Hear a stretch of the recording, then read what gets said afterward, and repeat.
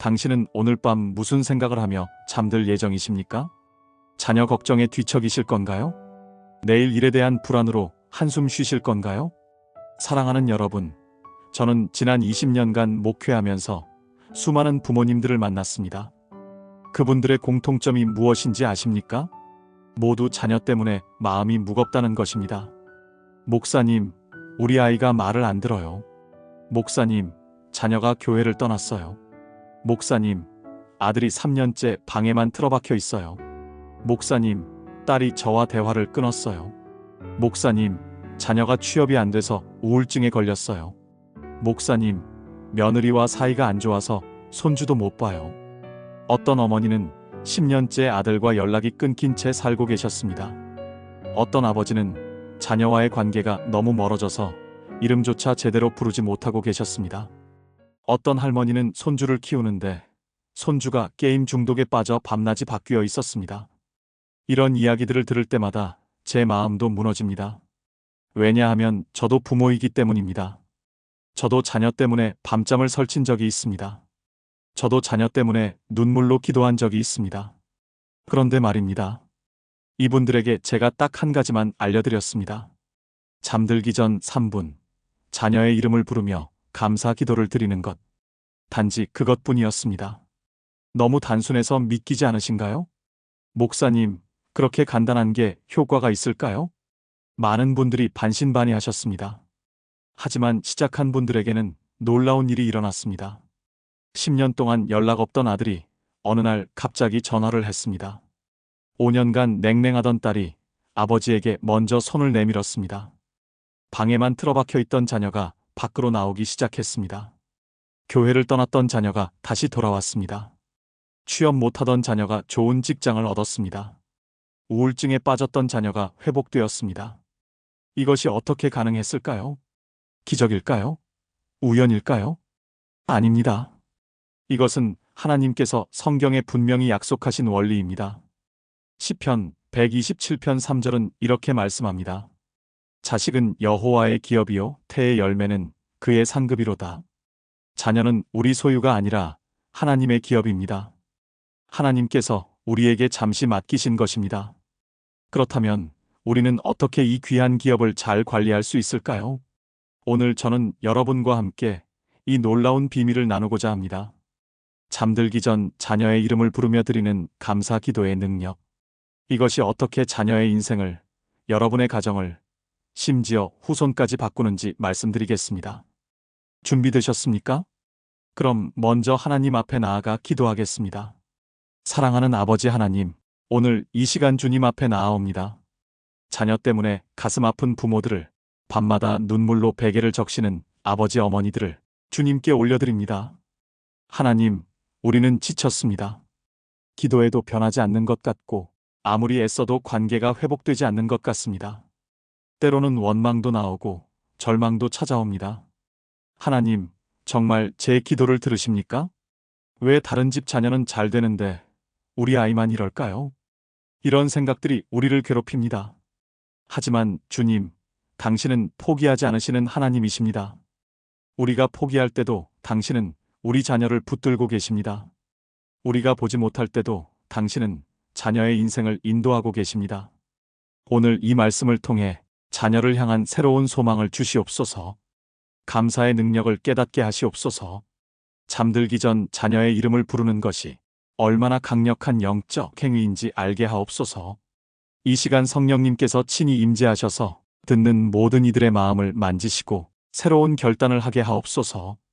오늘 밤부터 자녀의 이름을 부르며 감사하는 거룩한 부모들이 일어나게 하옵소서. 이 땅에 무너진 가정들이 회복되게 하옵소서. 끊어진 관계들이 다시 연결되게 하옵소서. 떠났던 자녀들이 돌아오게 하옵소서.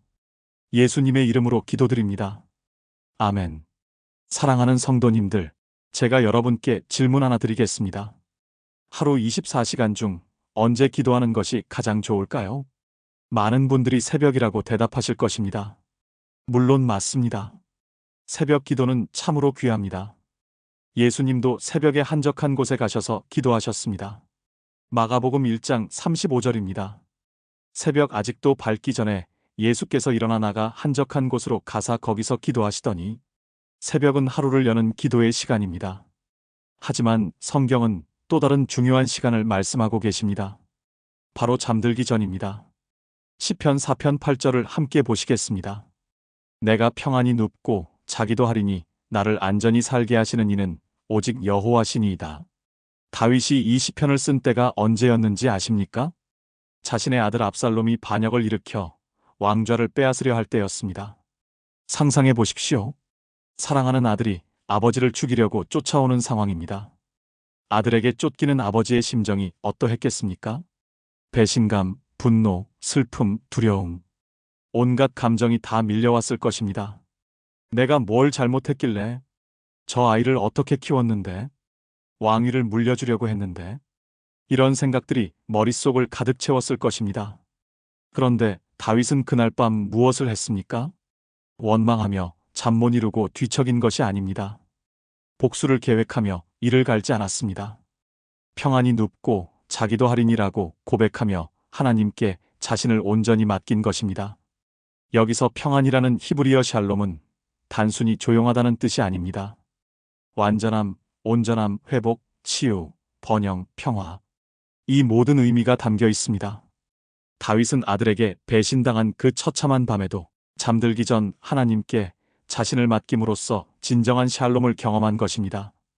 그렇다면 왜 잠들기 전이 그렇게 중요한 시간일까요?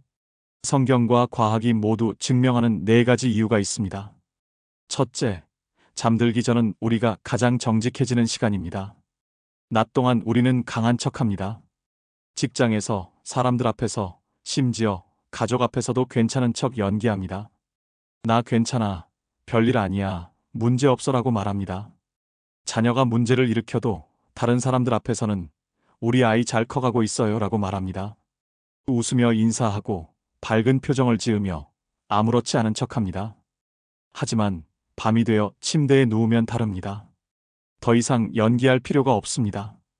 가면을 벗습니다. 그때 비로소 진짜 우리 모습이 드러납니다.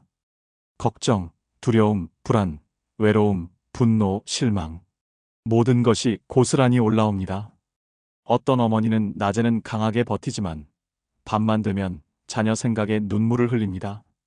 어떤 아버지는 낮에는 아무렇지 않은 척하지만 밤이 되면 자책감에 시달립니다. 내가 더 잘했어야 했는데, 내가 더 관심을 가졌어야 했는데. 그래서 가장 정직한 기도를 드릴 수 있는 시간이 바로 잠들기 전입니다. 하나님은 우리의 연기가 아니라 진짜 모습을 원하십니다. 야고보서 5장 16절은 말합니다. 그러므로 너희 죄를 서로 고백하며 병이 낫기를 위하여 서로 기도하라. 의인의 간구는 역사하는 힘이 크니라. 의인의 간구가 아니라 정직한 간구가 힘이 있습니다. 둘째, 잠을 잔다는 것은 완전한 항복입니다. 생각해 보십시오. 잠을 잔다는 것은 모든 통제권을 내려놓는 행위입니다. 의식을 잃는 것입니다. 아무것도 할 수 없는 상태가 되는 것입니다. 그 순간 우리는 철저히 무력합니다. 자녀를 지킬 수도 없고 상황을 통제할 수도 없고 아무것도 할 수 없습니다. 그래서 잠들기 전 기도는 이런 고백입니다. 하나님, 제가 할 수 있는 것이 아무것도 없습니다. 당신께 모든 것을 맡깁니다. 이것이야말로 진정한 믿음의 기도입니다. 많은 부모들이 자녀 문제를 스스로 해결하려고 합니다. 이렇게 저렇게 시도하고 이 방법 저 방법을 써보고 계속 노력합니다. 하지만 결국에는 무력함을 느낍니다. 잠들기 전 기도는 바로 그 무력함을 인정하는 것입니다. 하나님, 저는 할 수 없습니다. 하지만 당신은 하실 수 있습니다. 잠언 3장 5에서 6절입니다. 너는 마음을 다하여 여호와를 신뢰하고 내 명철을 의지하지 말라. 너는 범사에 그를 인정하라. 그리하면 내 길을 지도하시리라. 내 명철을 의지하지 말라. 즉, 내 힘으로 하지 말라는 것입니다. 하나님께 맡기고 잠드는 것. 이것이 진정한 신뢰입니다. 셋째, 잠들기 직전의 생각이 무의식에 가장 깊이 새겨집니다. 심리학자들의 연구에 따르면 잠들기 직전 5에서 10분간의 생각이 우리의 무의식에 가장 강하게 각인된다고 합니다. 왜 그럴까요? 잠들 때 우리의 의식은 약해지고 무의식이 활성화되기 때문입니다. 그래서 잠들기 직전에 생각한 것이 꿈으로 나타나기도 하고 다음 날 아침 일어났을 때의 기분을 좌우하기도 합니다. 걱정하며 잠들면 그 걱정이 무의식에 새겨져 다음 날까지 영향을 미칩니다. 아침에 일어나도 무겁고 불안하고 우울합니다. 반대로 감사하며 잠들면 그 감사가 무의식에 새겨져 우리의 태도와 행동을 바꿉니다. 아침에 일어났을 때 가볍고 평안하고 희망적입니다. 그래서 잠들기 전에 무엇을 생각하느냐가 그렇게 중요한 것입니다.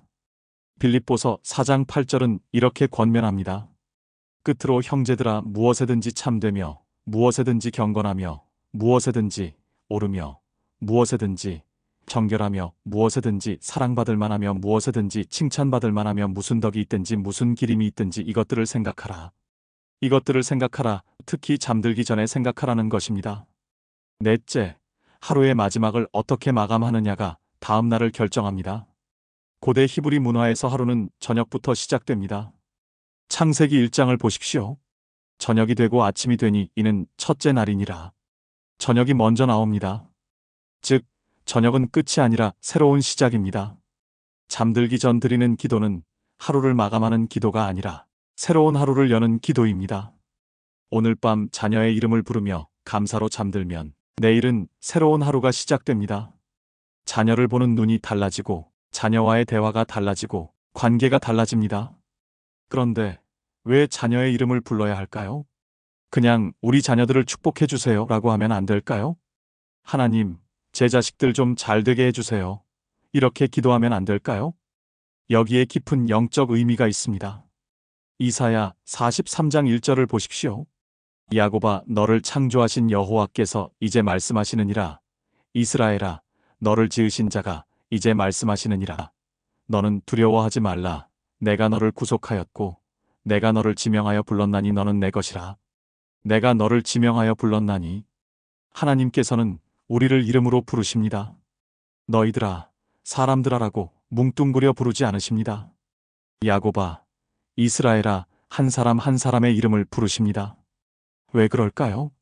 첫째, 이름에는 그 사람의 정체성이 담겨 있기 때문입니다. 성경을 보면 하나님께서 사람의 이름을 바꾸실 때마다 그 사람의 운명도 바뀌었습니다. 아브람 높은 아버지 아브라함 열국의 아버지 되었을 때 한 가문의 조상이 아니라 민족의 조상이 되었습니다. 야곱, 발꿈치를 잡다, 속이다. 이 이스라엘 하나님과 겨루어 이기다. 이 되었을 때 사기꾼에서 하나님의 왕자가 되었습니다. 시몬 따위 베드로 반석가 되었을 때 흔들리는 갈대에서 교회의 기둥이 되었습니다. 사울, 구한, 요청한 이 바울이 되었을 때 자기 의로 살던 자에서 하나님의 은혜로 사는 자가 되었습니다. 이름에는 그 사람의 존재 자체가 담겨 있습니다. 그 사람의 과거, 현재, 미래가 담겨 있습니다. 그래서 이름을 부른다는 것은 단순히 호칭하는 것이 아니라 그 사람의 존재 전체를 인정하고 받아들이는 것입니다. 둘째, 이름을 부른다는 것은 관계를 선포하는 것입니다. 너는 내 것이라. 이름을 부를 때 우리는 이렇게 선포하는 것입니다. 이 아이는 내 자녀다. 나는 이 아이의 부모다. 이것은 단순한 생물학적 사실이 아니라 영적인 관계의 선언입니다. 요한복음 10장 3절에서 예수님은 이렇게 말씀하셨습니다. 문지기는 그를 위하여 문을 열고 양은 그의 음성을 듣나니 그가 자기 양의 이름을 각각 불러 인도하여 내느니라. 선한 목자는 양의 이름을 각각 부릅니다. 마찬가지로 부모가 자녀의 이름을 부를 때 너는 내 양이다. 나는 너의 목자다라고 선포하는 것입니다. 셋째, 이름을 부르며 기도할 때 영적 권위가 작동합니다. 하나님께서는 부모에게 자녀에 대한 영적 권위를 주셨습니다. 창세기 1장 28절입니다. 하나님이 그들에게 복을 주시며 하나님이 그들에게 이르시되 생육하고 번성하여 땅에 충만하라. 땅을 정복하라. 바다의 물고기와 하늘의 새와 땅에 움직이는 모든 생물을 다스리라 하시니라. 다스리라, 이것은 권위입니다. 하나님께서 사람에게 주신 권위입니다. 그리고 부모에게는 특별히 자녀에 대한 영적 권위가 있습니다. 그 권위는 이름을 부르며 기도할 때 활성화됩니다. 빌립보서 2장 9에서 10절입니다. 이러므로 하나님이 그를 지극히 높여 모든 이름 위에 뛰어난 이름을 주사 하늘에 있는 자들과 땅에 있는 자들과 땅 아래에 있는 자들로 모든 무릎을 예수의 이름에 꿇게 하시고 예수님의 이름에는 권세가 있습니다. 모든 무릎을 꿇게 하는 권세입니다. 마찬가지로 부모가 하나님의 이름으로 자녀의 이름을 부르며 기도할 때 그 기도에는 영적 권세가 담깁니다. 여러분이 자녀의 이름을 부를 때 하늘이 응답합니다. 여러분이 자녀의 이름을 부를 때 천사들이 움직입니다. 여러분이 자녀의 이름을 부를 때 어둠의 세력이 물러갑니다. 이것이 이름의 능력입니다. 넷째, 이름을 부르는 것은 그 사람을 기억하는 것입니다. 출애굽기 28장 29절을 보십시오. 아론이 성소에 들어갈 때에는 이스라엘 아들들의 이름을 기록한 이 판결 흉패를 가슴에 붙여 여호와 앞에 영원한 기념을 삼을 것이니라. 대제사장 아론은 이스라엘 12지파의 이름이 새겨진 흉패를 가슴에 달고 성소에 들어갔습니다. 이것은 하나님 앞에서 이스라엘 백성을 기억하는 것입니다. 마찬가지로 부모가 잠들기 전 자녀의 이름을 부르는 것은 하나님 앞에서 그 자녀를 기억하고 기억하게 하는 것입니다. 하나님, 제 아들 민수를 기억해 주세요. 하나님, 제 딸 은지를 잊지 마세요. 이것이 이름을 부르는 기도입니다. 여기서 한 분의 간증을 나누고 싶습니다. 박성규 집사님, 62세 남성분이셨습니다. 집사님에게는 38세 된 아들이 있었는데 12년 동안 완전히 관계가 끊긴 상태였습니다. 아들의 이름은 준혁이었습니다. 준혁 씨가 26세 때 일입니다. 대학을 졸업하고 회사에 다니다가 갑자기 사업을 하겠다고 했습니다. 아버지는 강하게 반대했습니다. 내가 뭘 안다고 사업을 해? 그 나이에 무슨 돈으로 사업을 한다는 거야? 회사나 다니면서 경험 쌓아. 사업은 나중에 해도 늦지 않아. 하지만 준혁 씨는 고집을 꺾지 않았습니다. 아버지는 항상 그러시죠. 제가 하고 싶은 건 무조건 반대하시잖아요. 내가 언제?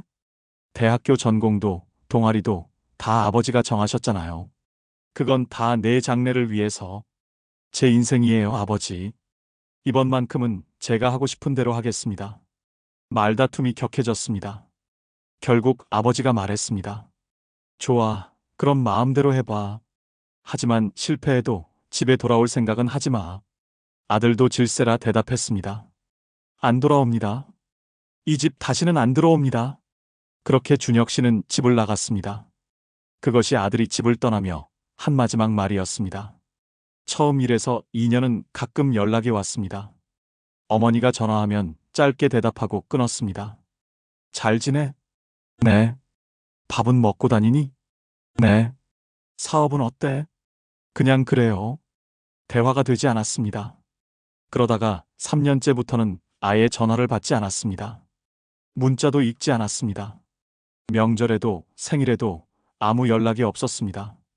어머니가 아들의 원룸을 찾아갔을 때도 이미 이사를 간 후였습니다. 어디로 갔는지 아무도 몰랐습니다. 그렇게 12년이 흘렀습니다. 박 집사님은 그 12년 동안 지옥 같은 시간을 보냈습니다.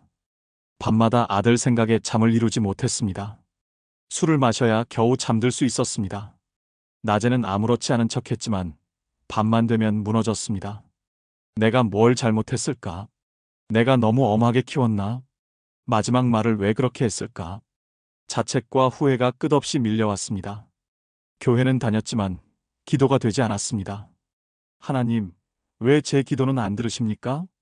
12년이면 긴 시간 아닙니까? 언제까지 기다려야 합니까?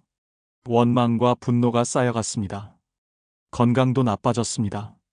술 때문에 간 수치가 올라갔고 불면증으로 수면제를 먹기 시작했습니다.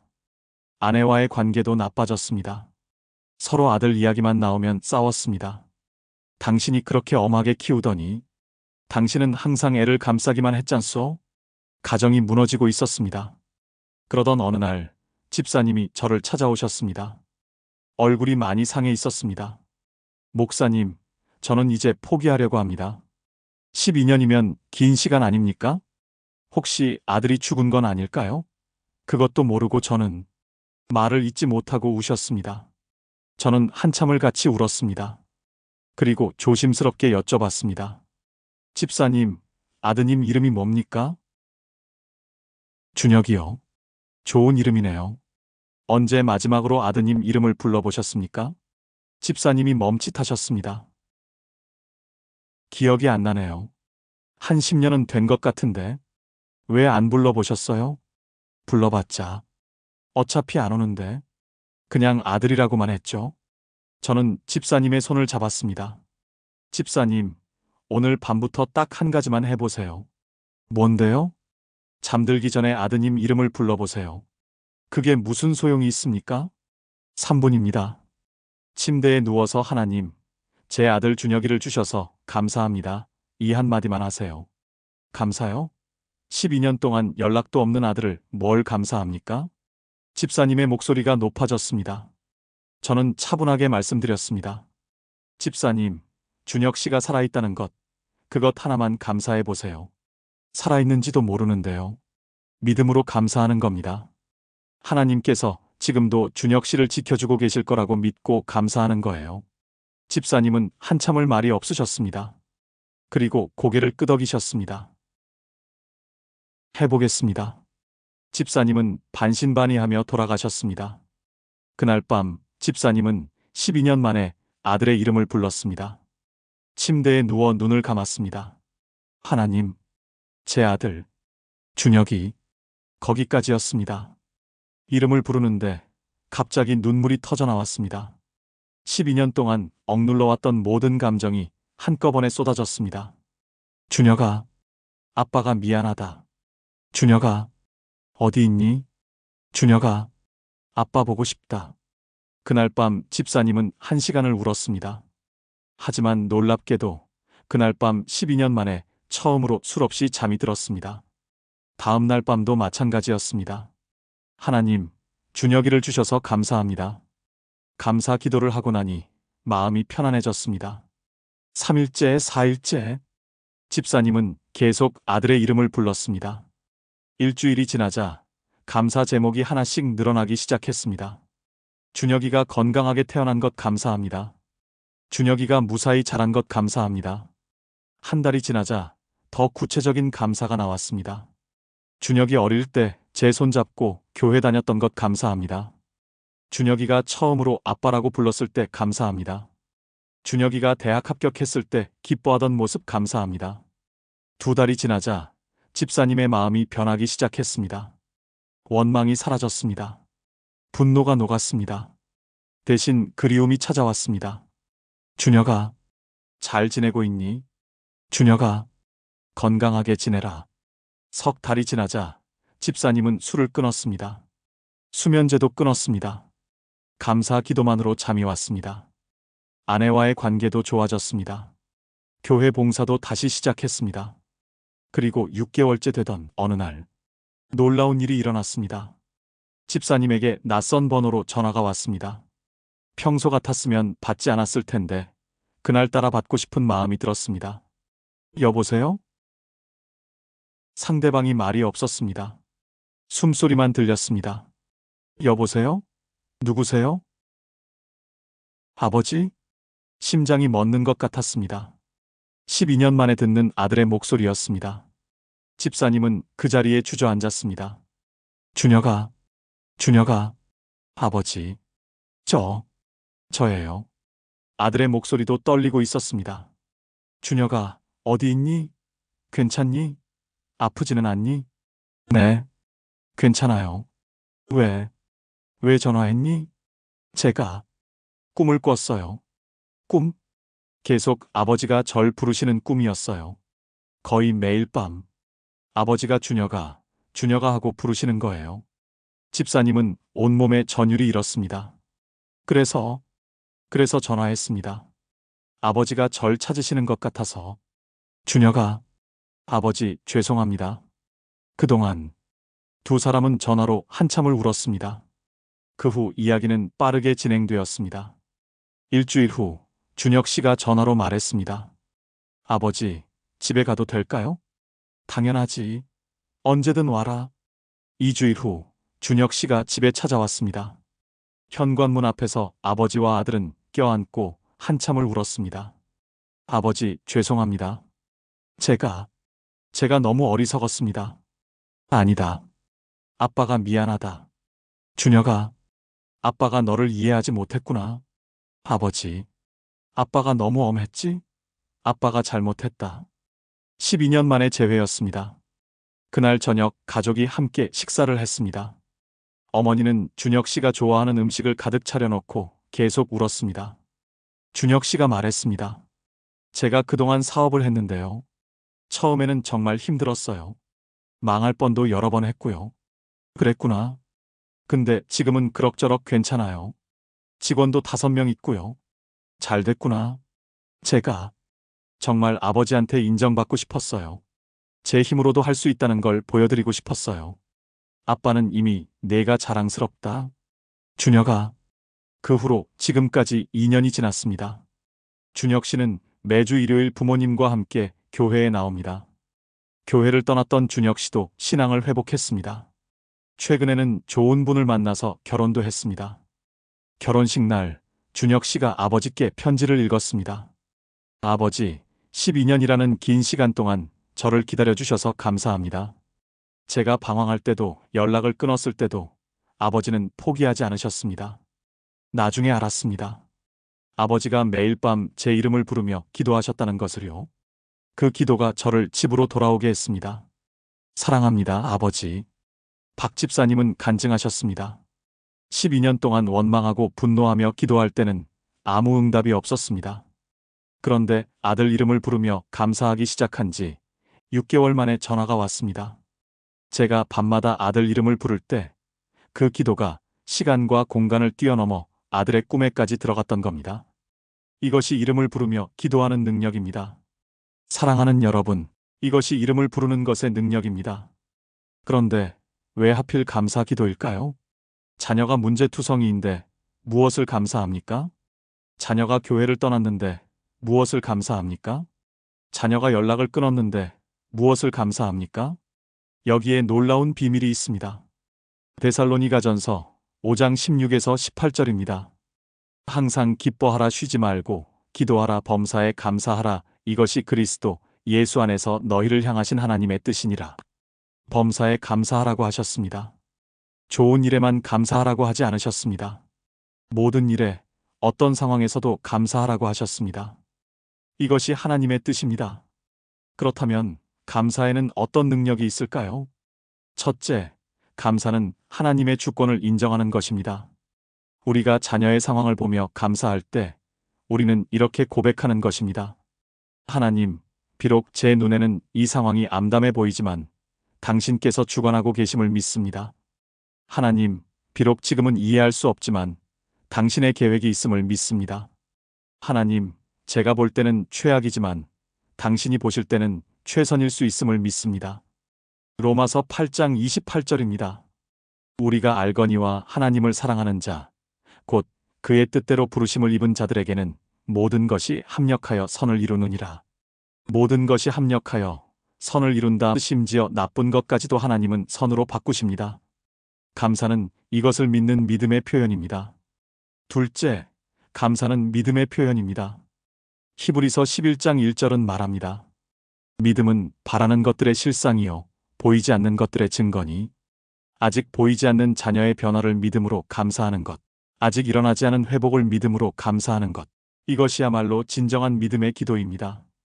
마가복음 11장 24절에서 예수님은 이렇게 말씀하셨습니다.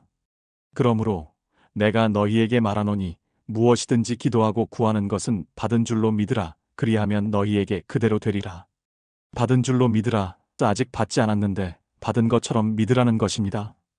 이것이 믿음이고 이것이 감사입니다. 셋째, 감사는 영적 전쟁의 무기입니다. 사단이 가장 싫어하는 것이 무엇인지 아십니까? 바로 감사입니다. 사단은 우리가 불평하고 원망하기를 원합니다. 그래야 우리와 하나님 사이를 갈라놓을 수 있기 때문입니다. 불평과 원망은 사단에게 문을 여는 것입니다. 하지만 감사할 때 사단의 모든 계략이 무너집니다. 시편 100편 4절입니다. 감사함으로 그의 문에 들어가며 찬송함으로 그의 궁정에 들어가서 그에게 감사하며 그의 이름을 송축할지어다. 감사함으로 그의 문에 들어간다. 그 감사는 하나님께 나아가는 문입니다. 동시에 감사는 사단을 물리치는 무기입니다. 넷째, 감사는 우리의 관점을 바꿉니다.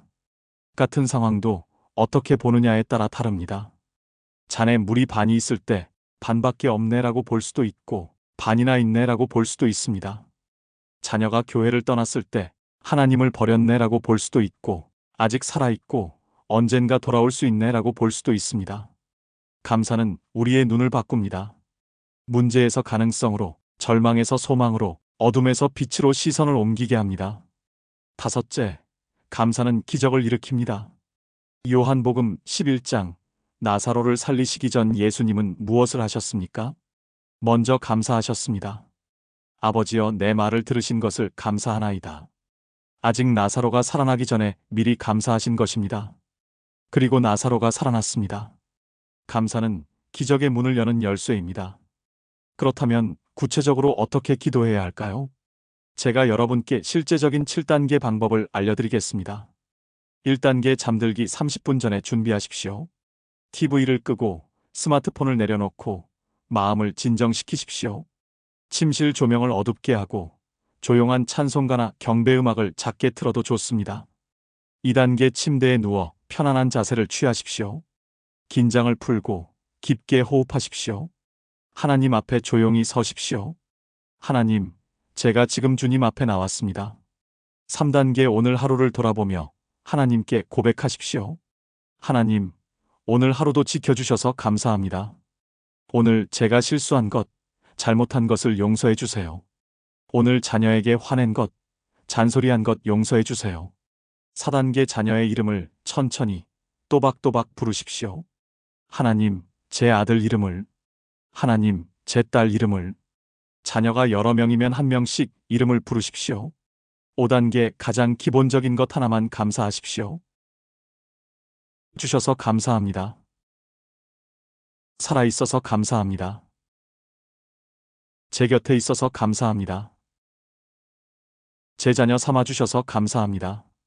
처음에는 이것만으로도 충분합니다. 억지로라도 감사하십시오. 6단계, 떠오르는 감사 제목이 있으면 하나씩 더 하십시오. 건강하게 태어나게 하셔서 감사합니다. 오늘 하루도 지켜주셔서 감사합니다. 이 아이 안에 심어주신 가능성을 감사합니다. 이 아이를 통해 배우게 하시는 것을 감사합니다. 이 아이의 미래를 예비하고 계심을 감사합니다. 7단계, 아멘으로 마무리하고 평안히 주무십시오. 하나님, 오늘 밤도 이름을 지켜주세요. 예수님 이름으로 기도합니다. 아멘. 이것이 전부입니다. 3에서 5분이면 충분합니다. 하지만 이 3에서 5분이 여러분의 인생을 바꿀 것입니다. 여기서 또 다른 간증을 나누겠습니다. 김은숙 권사님, 68세 여성분이셨습니다. 권사님은 손주를 키우고 계셨습니다. 아들 부부가 맞벌이를 해서 14세 손주 지훈이를 맡아 키웠습니다. 그런데 지훈이가 중학교에 들어가면서 문제가 생기기 시작했습니다. 게임 중독이었습니다. 학교에서 돌아오면 방에 들어가 게임만 했습니다. 밤 12시, 1시, 2시까지 게임을 했습니다. 아침에는 일어나지 못해서 학교를 자주 빠졌습니다. 권사님이 잔소리를 하면 방문을 쾅 닫았습니다. 할머니, 내 인생이야. 왜 간섭해? 권사님은 매일 지훈이와 싸웠습니다. 게임 그만하고 공부 좀 해라. 왜요? 게임이 제 꿈인데요. 게임이 무슨 꿈이야? 공부해야지. 할머니는 왜 제 꿈을 인정 안 해주세요? 대화가 되지 않았습니다. 권사님은 저를 찾아오셨습니다. 목사님, 손주 때문에 미치겠어요. 게임만 하고 학교도 빠지고 말도 안 듣고. 손주한테 감사할 게 뭐가 있어요? 속만 썩이는데. 저는 권사님께 여쭤봤습니다. 권사님, 지훈이가 없었다면 권사님 생활이 어떠셨을까요? 그야? 권사님이 잠시 생각하셨습니다. 외로웠겠죠? 혼자 사니까. 그럼 지훈이가 있어서 외롭지 않은 것, 그것 하나는 감사할 수 있지 않으세요? 그건 그렇긴 한데 오늘 밤부터 지훈이 이름을 부르며 감사해 보세요. 억지로라도요. 권사님은 반신반의하며 시작하셨습니다. 그날 밤 침대에 누워 지훈이 이름을 불렀습니다. 하나님, 손주 지훈이를. 말이 나오지 않았습니다. 화가 났습니다. 게임만 하는 녀석을 뭘 감사해요? 하지만 억지로라도 했습니다. 주셔서 감사합니다. 입으로만 하는 감사였습니다. 하지만 계속했습니다. 일주일이 지나자 조금씩 달라지기 시작했습니다. 지훈이가 건강하게 태어난 것 감사합니다. 지훈이가 아직 제 곁에 있는 것 감사합니다. 2주일째 지훈이가 웃을 줄 아는 아이인 것 감사합니다. 지훈이가 친구들에게 인기 있는 것 감사합니다. 한 달째 놀라운 변화가 일어났습니다. 지훈이를 보는 눈이 달라진 것입니다. 어느 날 지훈이가 게임을 하고 있는데 권사님이 방에 들어가서 옆에 앉았습니다. 평소 같았으면 게임 그만해 라고 소리쳤을 텐데 그날은 달랐습니다. 지훈아, 이게 뭐 하는 거야? 지훈이가 깜짝 놀라 쳐다봤습니다. 할머니가 게임에 관심을 보이는 건 처음이었습니다. 게임이요? 그래? 할머니도 알려줄 수 있어? 할머니가요? 네가 좋아하는 거 할머니도 알고 싶어. 지훈이의 표정이 달라졌습니다. 처음으로 할머니가 자기를 이해하려 한다고 느꼈습니다. 그날부터 관계가 조금씩 변했습니다. 지훈이가 할머니에게 게임을 설명해 주기 시작했습니다. 할머니는 이해하지 못했지만 열심히 들었습니다. 그리고 계속 감사 기도를 했습니다. 3개월 후 지훈이가 먼저 말했습니다. 할머니, 제가 게임 시간 좀 줄일게요. 그래? 왜? 할머니, 건강하셔야 하잖아요. 할머니가 저 때문에 잠 못 주무시는 거 알아요. 권사님은 눈물이 났습니다. 6개월 후 지훈이는 게임 시간을 스스로 조절하게 되었습니다. 학교도 빠지지 않았습니다. 성적도 올랐습니다. 1년 후 지훈이가 말했습니다. 할머니, 저 교회 가고 싶어요. 정말? 네, 할머니랑 같이 가고 싶어요. 권사님은 간증하셨습니다. 제가 손주 존재를 감사하니까 손주도 저를 소중하게 여기더라고요. 감사가 감사를 부른 거예요. 사랑하는 여러분, 이 감사 기도를 얼마나 오래 해야 할까요? 하루 이틀 하면 될까요? 일주일이면 충분할까요? 아닙니다. 이것은 평생의 습관이 되어야 합니다. 심리학자들은 말합니다. 습관이 형성되는 데는 평균 66일이 걸린다고. 하지만 영적인 습관은 조금 다릅니다. 21일 습관의 씨앗이 심어지는 기간. 처음 3주는 가장 힘듭니다. 잊어버리기 쉽고 형식적으로 하기 쉽습니다. 피곤하면 그냥 자고 싶습니다.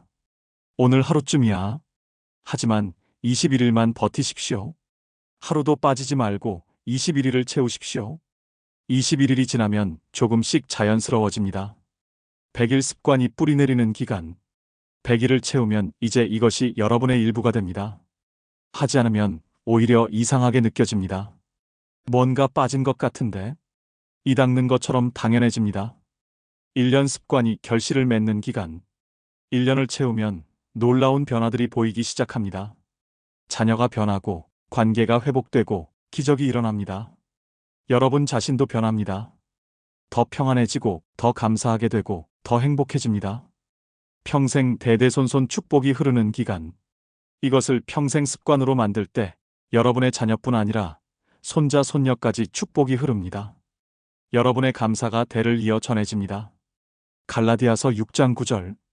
우리가 선을 행하되 낙심하지 말지니 포기하지 아니하면 때가 이름에 거두리라. 포기하지 마십시오. 때가 이르면 반드시 거두게 됩니다. 마지막으로 한 분의 감동적인 간증을 나누겠습니다. 이순자 집사님, 현재 77세이십니다. 집사님은 50년 동안 자녀의 이름을 부르며 감사 기도를 해오신 분입니다. 제가 아는 분들 중 가장 행복하고 평안한 분이십니다. 집사님을 처음 만난 것은 20년 전이었습니다. 당시 집사님은 57세셨는데 동년배들보다 훨씬 젊어 보이셨습니다. 얼굴에는 늘 평화로운 미소가 있었고 눈빛이 맑으셨습니다. 저는 여쭤봤습니다. 집사님, 비결이 뭐세요?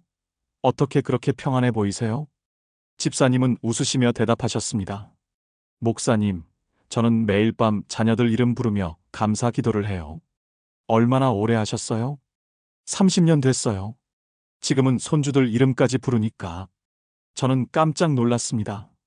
30년 동안 단 하루도 빠뜨리지 않고 기도하셨다는 것입니다. 집사님은 자세한 이야기를 들려주셨습니다. 집사님이 27세에 첫 아이를 낳았을 때 시어머니가 한 가지를 가르쳐 주셨다고 합니다. 애야, 밤마다 아이 이름 부르며 감사해라. 그게 엄마가 줄 수 있는 가장 큰 선물이야. 시어머니도 평생 그렇게 해오신 분이었습니다. 며느리에게 그 비밀을 전해주신 것입니다. 집사님은 그날 밤부터 시작하셨습니다. 아기 이름을 부르며 감사했습니다. 하나님, 우리 민호를 주셔서 감사합니다. 아이가 둘이 되고 셋이 되었습니다. 매일 밤 세 자녀의 이름을 하나하나 부르며 감사했습니다. 하나님, 민호를 주셔서 감사합니다. 하나님, 수진이를 주셔서 감사합니다. 하나님, 준영이를 주셔서 감사합니다. 아이들이 자라면서 기도 내용이 구체적으로 변했습니다. 학교 다닐 때는 학교 생활을 감사했습니다. 사춘기 때는 어려운 시기를 지나가게 하심을 감사했습니다. 대학 갈 때는 진로를 인도하심을 감사했습니다. 결혼할 때는 배우자를 만나게 하심을 감사했습니다. 손주가 태어나자 손주까지 기도에 포함시켰습니다. 처음 10년은 습관을 만드는 게 힘들었다고 합니다. 피곤할 때는 그냥 자고 싶었습니다. 하지만 안 하면 뭔가 빠진 것 같았습니다. 이 닦는 것처럼 당연해진 것입니다. 그 다음 10년은 습관이 자신을 바꾸었다고 합니다. 자녀들을 보는 눈이 달라졌습니다. 전에는 걱정이 먼저였는데 이제는 감사가 먼저였습니다. 그 다음 30년은 감사가 온 삶을 바꾸었다고 합니다. 자녀들뿐 아니라 모든 것에 감사하게 되었습니다. 지금 집사님의 자녀들은 어떻게 되었을까요? 첫째 아들은 의사가 되어 선교병원에서 봉사하고 있습니다. 둘째 딸은 교사가 되어 아이들을 가르치며 신앙을 전하고 있습니다. 셋째 아들은 목사가 되어 교회를 섬기고 있습니다. 세 자녀 모두 하나님을 섬기는 사람이 되었습니다. 손주들도 모두 교회에 다니고 있습니다. 집사님은 간증하셨습니다. 제가 한 건 별거 없어요. 그냥 매일 밤 이름 부르며 감사했어요. 50년 동안요. 하나님께서 다 하셨어요. 20년이 지난 지금 집사님은 77세이십니다. 여전히 건강하시고 여전히 매일 밤 감사 기도를 하고 계십니다. 이제는 손주들의 이름까지 8명의 이름을 부르며 감사하십니다. 동년배들은 자녀 걱정, 건강 걱정에 시달리는데 집사님은 늘 평안하고 기쁘십니다. 목사님, 감사가 최고의 유산이에요. 돈은 떨어지지만 감사는 안 떨어져요. 제가 자녀들에게 물려줄 가장 큰 유산이 매일 밤 감사하는 습관이에요. 사랑하는 하나님 아버지, 오늘 이 말씀을 들은 모든 부모님들을 축복합니다. 오늘 밤부터 자녀의 이름을 부르며 감사 기도를 시작하는 모든 이들에게 하나님의 특별한 은혜를 부어주시옵소서. 지금 이 순간에도 자녀 때문에 가슴 아파하는 아버지, 밤마다 눈물로 베개를 적시는 어머니, 자녀와의 관계가 끊어져 절망하는 부모, 자녀의 방황을 보며 소갈이하는 조부모, 그 모든 이들의 마음을 주님께서 어루만져 주시옵소서. 10년, 20년 연락 끊긴 자녀가 있다면 오늘 밤부터 시작하는 감사 기도를 통해 다시 연결되게 하옵소서. 교회를 떠난 자녀가 있다면 부모의 감사 기도를 따라 다시 돌아오게 하옵소서.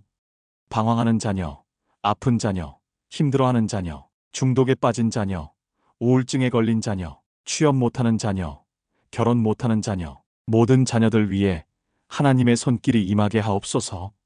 특별히 이 기도를 선포합니다. 오늘 밤부터 자녀의 이름을 부르며 감사하는 모든 부모의 기도가 시간과 공간을 초월하여 자녀에게 닿게 하옵소서. 부모가 이름을 부를 때 자녀의 마음에 부모를 향한 그리움이 생기게 하옵소서. 부모가 감사할 때 자녀의 인생에 놀라운 변화가 일어나게 하옵소서. 21일, 100일, 1년 평생 이 감사의 습관을 끝까지 지켜가는 은혜를 주시옵소서. 그리하여 이 땅의 모든 가정에 회복과 치유와 화해의 역사가 일어나게 하옵소서. 자녀들이 부모를 공경하고 부모들이 자녀를 축복하는 아름다운 가정들이 세워지게 하옵소서. 끊어진 관계가 회복되고 상한 마음이 치유되고 절망이 소망으로 바뀌게 하옵소서. 지금 이 순간 결단하는 모든 이들에게 갑절의 은혜와 능력을 부어주시옵소서. 오늘 밤이 그들의 가정에 새로운 시작이 되게 하옵소서. 자녀의 이름을 부르는 그 기도가 하늘 보좌까지 상달되게 하옵소서. 그리고 하늘에서 응답이 내려오게 하옵소서. 50년을 감사하신 이순자 집사님처럼 오늘 결단하는 모든 이들이 평생 이 기도를 지켜가게 하옵소서. 그리하여 그들의 자녀와 손주와 후손까지 대대손손 하나님을 경외하고 섬기는 가문이 되게 하옵소서. 예수님의 이름으로 선포하고 기도합니다. 아멘, 아멘, 아멘. 사랑하는 여러분, 오늘 제가 나눈 말씀이 여러분의 마음에 와닿으셨습니까? 혹시 지금 이런 생각이 드시나요? 목사님, 정말 이렇게 간단한 게 효과가 있을까요? 3분 기도로 정말 자녀가 변할까요? 저는 확신을 갖고 말씀드립니다. 예, 됩니다.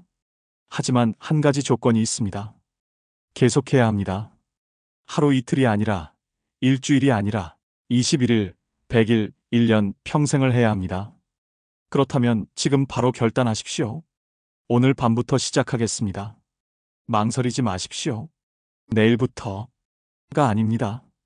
다음 주부터가 아닙니다. 오늘 밤부터입니다. 댓글에 이렇게 남겨주세요. 자녀 이름 첫 글자 축복합니다. 예를 들어 자녀 이름이 민수라면 미음 시옷 축복합니다. 자녀 이름이 서연이라면 시오 시응 축복합니다.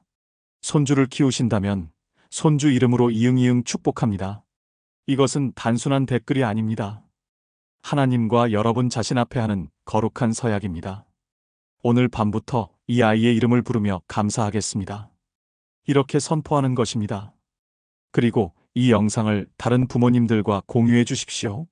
자녀 때문에 힘들어하는 친구가 있다면, 가족 중에 자녀 문제로 고민하는 분이 있다면 이 영상을 나눠주십시오.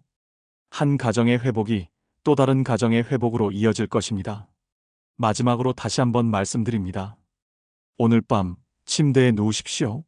스마트폰을 내려놓으십시오. 그리고 자녀의 이름을 천천히 부르십시오. 하나님, 제 아들 이름을 주셔서 감사합니다. 하나님, 제 딸 이름을 주셔서 감사합니다. 단 이 한마디면 됩니다. 처음에는 어색할 수 있습니다. 감사할 것이 보이지 않을 수 있습니다. 원망만 나올 수 있습니다. 괜찮습니다. 그래도 하십시오. 억지로라도 하십시오. 일주일만 해보십시오. 마음이 달라집니다. 한 달만 해보십시오. 자녀를 보는 눈이 달라집니다. 1년만 해보십시오. 기적이 일어납니다. 평생 하십시오. 대대손손 축복받습니다. 이 짧은 기도가 여러분의 밤을 평안하게 할 것이고, 여러분의 자녀를 변화시킬 것이며, 여러분의 가정을 회복시킬 것입니다.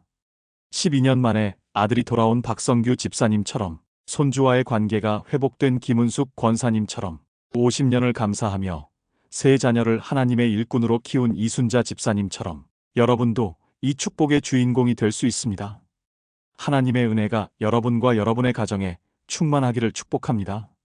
오늘 밤, 내일 밤, 모레밤, 평생 동안 자녀의 이름을 부르며 감사하는 아름다운 부모들이 되시기를 축복합니다. 여러분의 자녀가 변화되기를 축복합니다. 여러분의 가정에 회복이 일어나기를 축복합니다. 여러분의 후손까지 하나님을 섬기는 가문이 되기를 축복합니다. 감사합니다. 그리고 사랑합니다. 오늘 밤부터 시작하세요. 아멘.